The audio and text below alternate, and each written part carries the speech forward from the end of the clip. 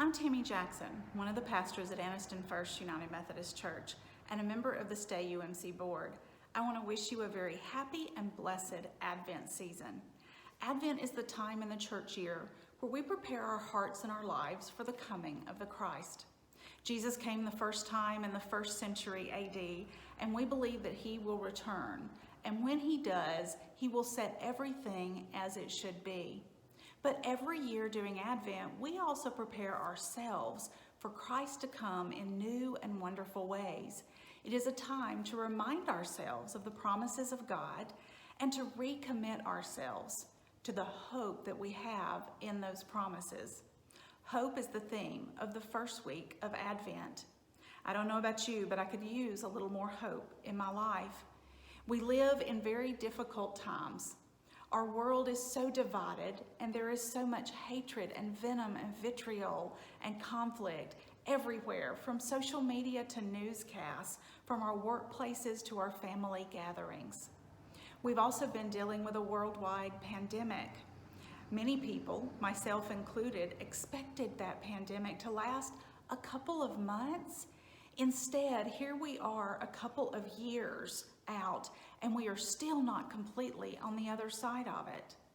So too, our own denomination, the United Methodist Church, has been in turmoil, and the pandemic has prevented us from holding a general conference which could allow us to find resolution and to go our ways in peace and love. So we could all use a little bit of hope.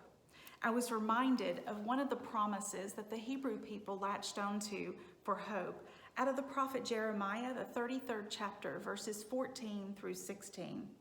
"The time is coming, declares the Lord, when I will fulfill my gracious promise with the people of Israel and Judah. In those days and at that time, I will raise up a righteous branch from David's line, who will do what is just and right in the land. In those days, Judah will be saved, and Jerusalem will live in safety.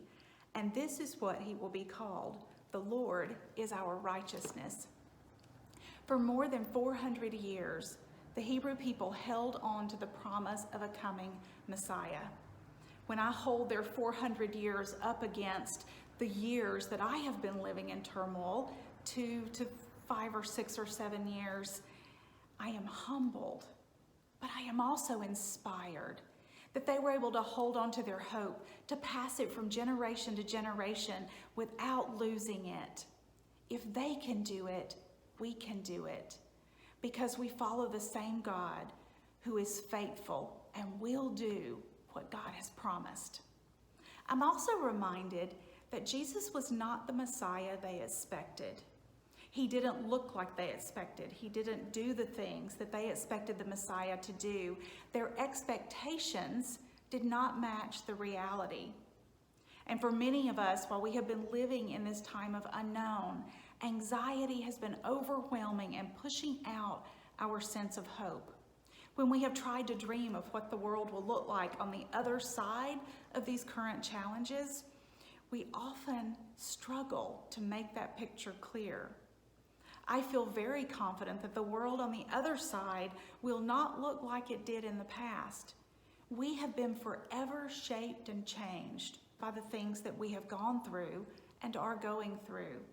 The future will be different than the past, but it doesn't mean there's not a future and not a good one. Just because Jesus was not the Messiah they expected didn't mean that he wasn't the fulfillment of the promise, and that the fulfillment of that promise was not good. We can trust that we have a hope and a future, and God promises never to leave us or forsake us.